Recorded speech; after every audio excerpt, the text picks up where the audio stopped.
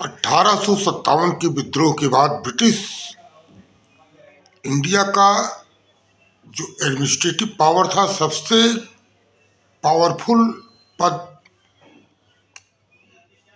Secretary of the state of India हुआ करता था।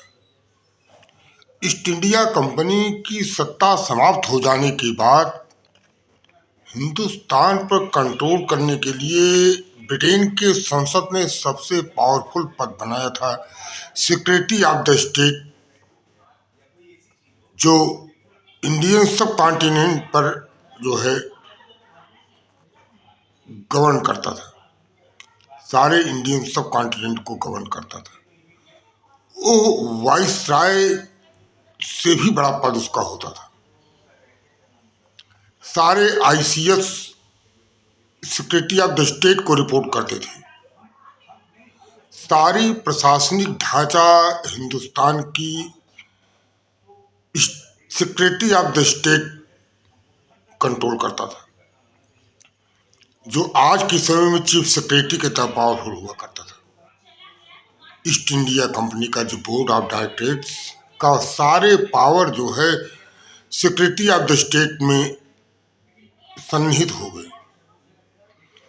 एक तरह से इस 1858 की एक्ट ने ईस्ट इंडिया कंपनी के और बोर्ड ऑफ डायरेक्टरेट्स को जो है, जो ईस्ट इंडिया कंपनी के द्वारा कंट्रोल होते थे, इन सबको रिप्लेस कर दिया गया।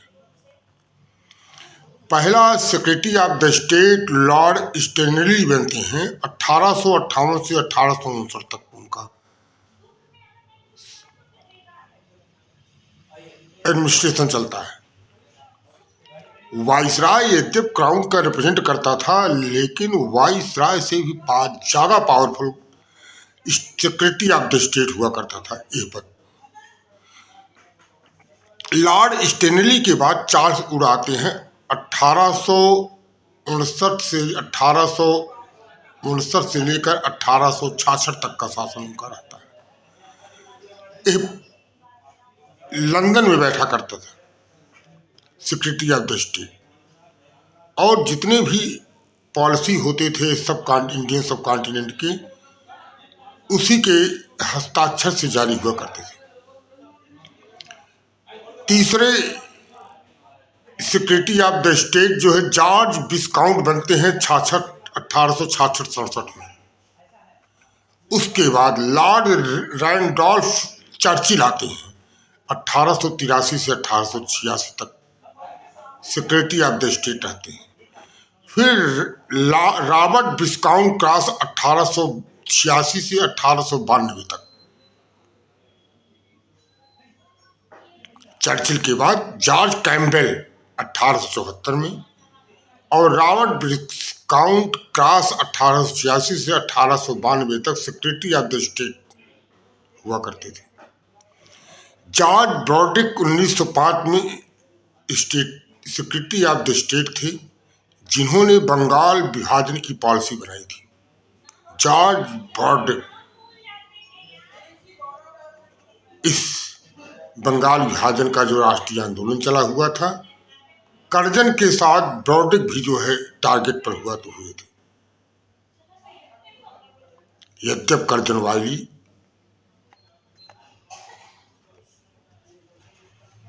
की हत्या जो है, कर्जन वाइली जो है इन्हीं जॉर्ज ब्रॉडरिक के राजनीतिक सलाहकार थे, जिनकी हत्या लंदन में हुई थी 1900 में। उसके बाद जॉर्ज मॉली विस्काउंट आते हैं 1905 से 1910 तक उनका सेक्रेटरी ऑफ द स्टेट होते थे। फिर इनके कार्यकाल में गवर्नर वाइसराय लॉर्ड हार्डिंग थे 1910 में, जिन्होंने बंगाल विभाजन को पॉलिसी को विड्रॉ कर लिया था। फिर एस्टिन चैम्बरलिन आते हैं सेक्रेटरी ऑफ द स्टेट 1915-17 में।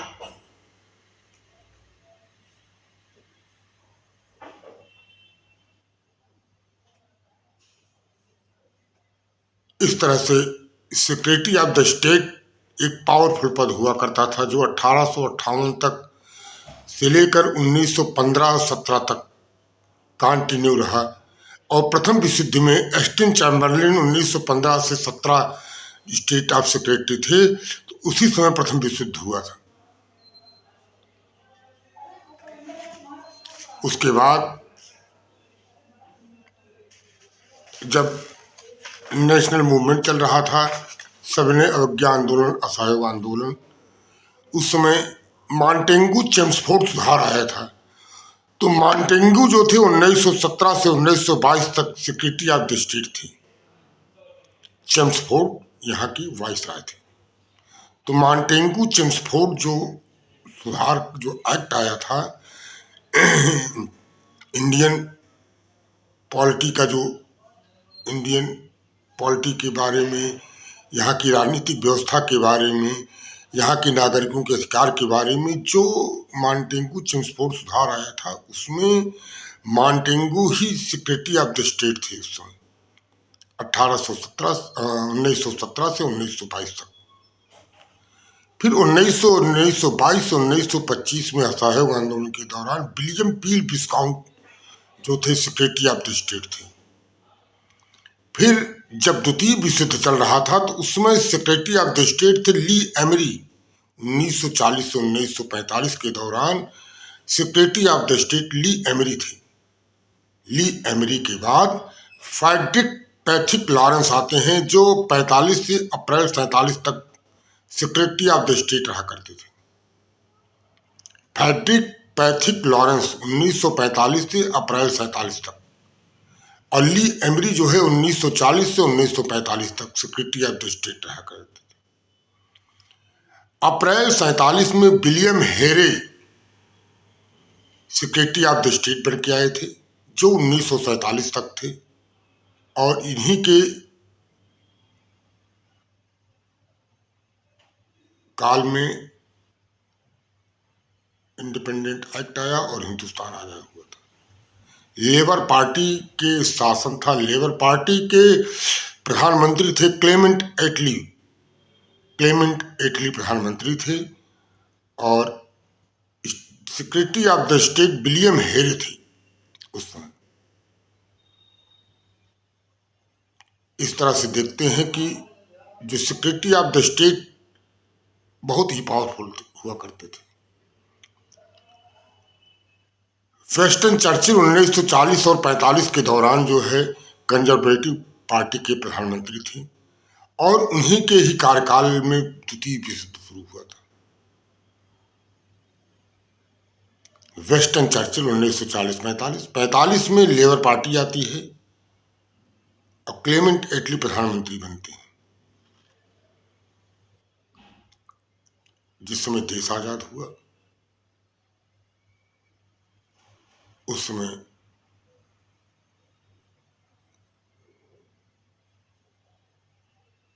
ग्रेट ब्रिटेन के राजा किंग जॉर्ज सप्तम थे। किंग जॉर्ज सप्तम 1936 से 1952 तक ग्रेट ब्रिटेन की राजा थे, जिनकी पुत्री एलिजाबेथ 1952 से लेकर 2022 तक लगभग 70 साल लंदन की महारानी के रूप में शासन किया। इतने लंबे समय तक 70 साल तक कोई हिंदुस्तान पर शासन करने वाला विदेशी शासक नहीं था। 70 साल, या तो 49 साल 3 महीने अकबर ने शासन किया था, 49 साल 3 महीने औरंगजेब ने, 49 साल 7 महीने अकबर ने। लगभग 50 साल अकबर और औरंगजेब ने हिंदुस्तान पर शासन किया। 70 साल रानी विक्टोरिया ने शासन किया।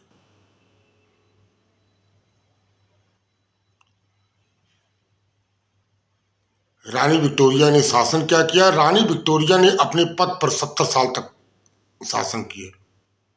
यद्यपि देश आजाद हो ही चुका था, तो इस तरह से रानी एलिजाबेथ 1952 से लेकर 2022 तक शासन किया।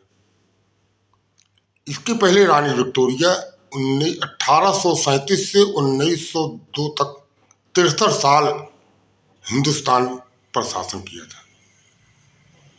महारानी विक्टोरिया 63 साल तक, अब तक सबसे अधिक समय तक सत्ता पर शासन करने वाली 63 साल रानी विक्टोरिया थी, 1837 से लेकर 1902 तक।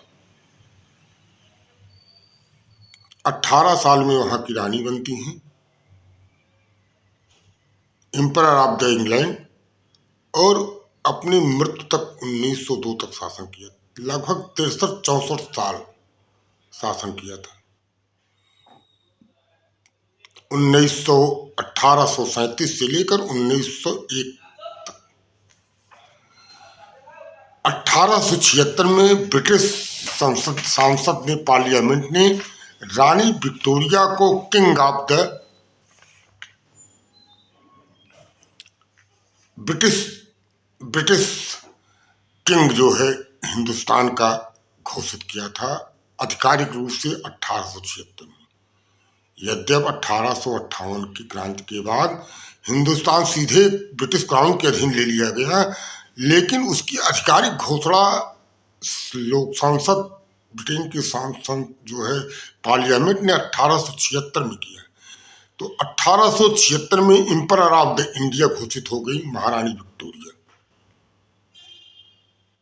जिसको हिंदी में कहते हैं भारत की साम्राज्ञी घोषित हो जाती हैं, और लगभग 64 साल शासन किया।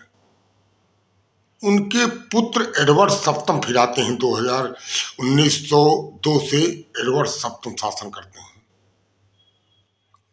महारानी विक्टोरिया के पिता Prince Edward Duke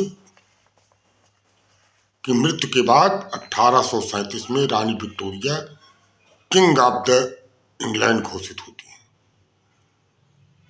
Prince Edward Duke के पिता जॉर्ज तृतीय थे। जॉर्ज तृतीय के चौथे पुत्र थे प्रिंस एडवर्ड ड्यूक, जिनकी पुत्री थी रानी विक्टोरिया। रानी विक्टोरिया 64 साल हिंदुस्तान पर शासन किया। अब तक की हिंदुस्तान की गुलामी के इतिहास में इतना लंबा शासन किसी ने नहीं किया था जितना महारानी विक्टोरिया ने किया था। इसके पहले सम्राट अकबर और औरंगजेब ने 50-50 साल शासन किया था हिंदुस्तान पर। उसके बाद 64 साल का रानी विक्टोरिया का शासन सबसे अधिक शासन रहा। और इस विक्टोरिया युग का सबसे पावरफुल ब्यूरोक्रेट्स जो था, secretary of the state of India हुआ करता था, जो लंदन में बैठता था और वो पूरे इंडियन सब कॉन्टिनेंट पर कंट्रोल करता था। धन्यवाद।